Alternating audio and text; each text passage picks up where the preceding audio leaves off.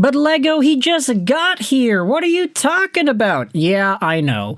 Today we're diving into the idea of the Vancouver Canucks trading away Paul Cotter, based off of what Elliotte Friedman said on the 32 Thoughts podcast. But before we dive into that, let's actually get into the newest Canucks news from yesterday.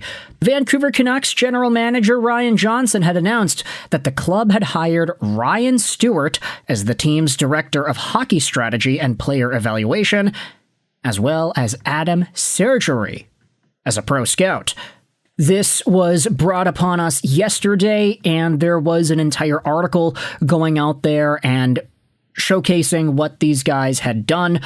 We didn't make a video about it because it was like, we already spoke about surgery in particular. This was brought up in our Niels Amon goodbye video from 2 weeks ago. Yeah, there you go, Adam Surgery being brought on into the Canucks organization. But we'll quickly go over this before we dive into the Paul Cotter stuff. Canucks announced hockey ops updates.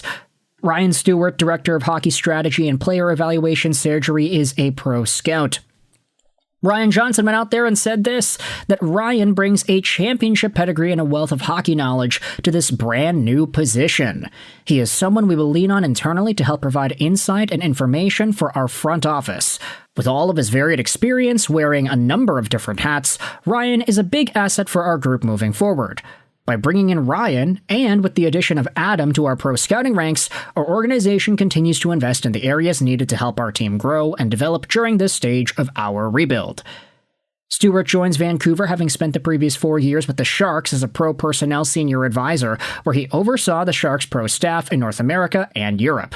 Before his time with San Jose, the Niagara Falls, Ontario native spent parts of 16 years with the Chicago Blackhawks in a variety of roles, including AGM, Director of Pro Scouting, Pro Scout, Amateur Scout, Assistant Coach, and Video Coach, capturing the Stanley Cup with Chicago in 2013 and 2015.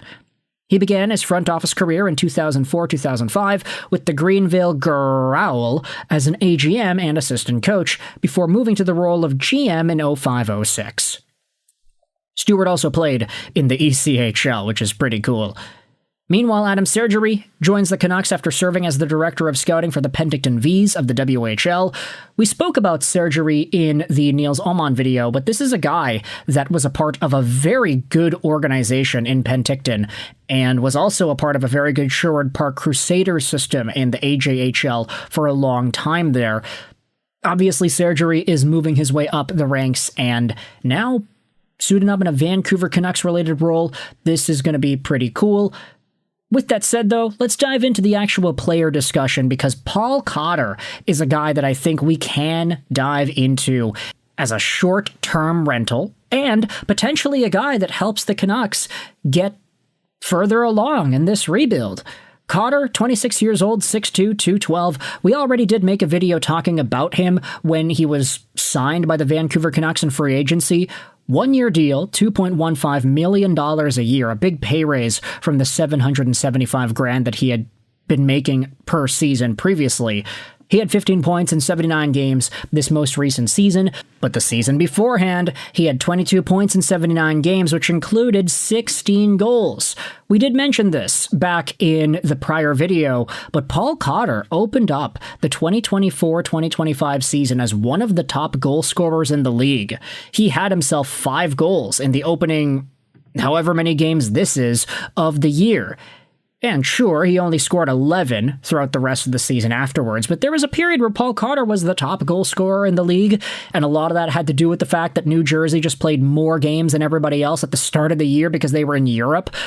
Either way, Paul Cotter has a really nice physical edge. He had to grind his way up to being a National Hockey League player, and he has an underrated knack for goal scoring, which is what made him such an attractive option for the Vancouver Canucks in the first place. Elliotte Friedman said on 32 Thoughts regarding Paul Cotter, that's a guy who might get you something next year at the trade deadline.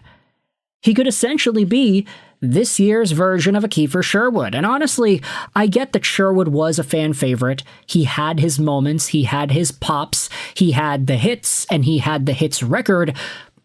But if I'm being real, like just watching Paul Cotter over the years with both Vegas and New Jersey, if there's anybody that has a chance on the current iteration of the Vancouver Canucks roster to break Kiefer Sherwood's hit record, I would probably say Paul Cotter is that guy. It's either him or Luke Schenn. Luke Schenn hits a lot of people too, but he is a defenseman, so he's not necessarily driving himself into the offensive zone to bury guys in the corners. Paul Cotter is capable of doing that, and he did a lot of that throughout the course of his time in Vegas and New Jersey. I guess you could say maybe Brendan Gallagher does that too, but then again, Gallagher's like 30-something. He's already at the tail end of his career. Maybe he's got no reason to push it physically in that way.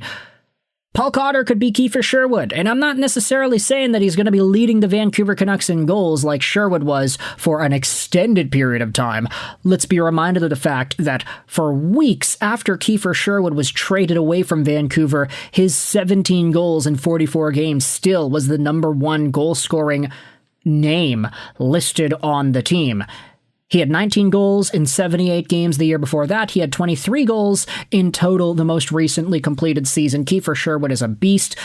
Paul Cotter, he's 26 years old. Sherwood, he is 31. So essentially, giving Sherwood's role to Cotter is a pretty nice way to work yourself down the age totem pole whilst providing the Canucks more assets, because you traded away Sherwood, you got some draft picks in exchange. San Jose was willing to pay that price, so thank you very much, San Jose, for the second, and Cole Clayton. But then you have yourselves the free agent replacement. You get Paul Cotter brought in. Whoop-de-doo, amazing. Exactly the same thing the Canucks did with recouping the value from losing Marcus Pettersson. They traded him away, they got a first-round pick, and then they signed Jamie Alexiak to keep that roster spot warm. Pretty good wheeling and dealing here from Ryan Johnson. And Paul Cotter is one of these guys that I'm super excited to see suit up in a Vancouver Canucks jersey this upcoming year. You can let me know your thoughts in the comments section. Elliotte Friedman saying that the guy could get traded. Do you agree or disagree? Cotter is a strong forechecker with a knack for creating turnovers. Solid shot, but needs to improve consistency and defensive awareness. High energy, but can be penalty prone. This is being spammed over and over again. Okay, thank you, Heis Hockey Storm over there. Thoughts in the comments section. Do you think Cotter is going to get traded? What do you think he's going to go for? If I had to place my bets right now, get the futures out there, which I don't actually do, but if I had to do it for the sake of this video, Paul Cotter maybe goes for a second, maybe a second and a fourth if you're lucky.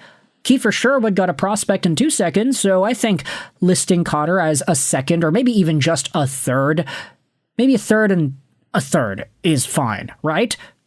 I'm not sure. You can let me know your thoughts in the comment section below. Assuming Cotter plays to his potential, and assuming he gets a little bit more ice time in Vancouver than he did in New Jersey, how many assets do you think the Canucks can net if they're able to trade him away?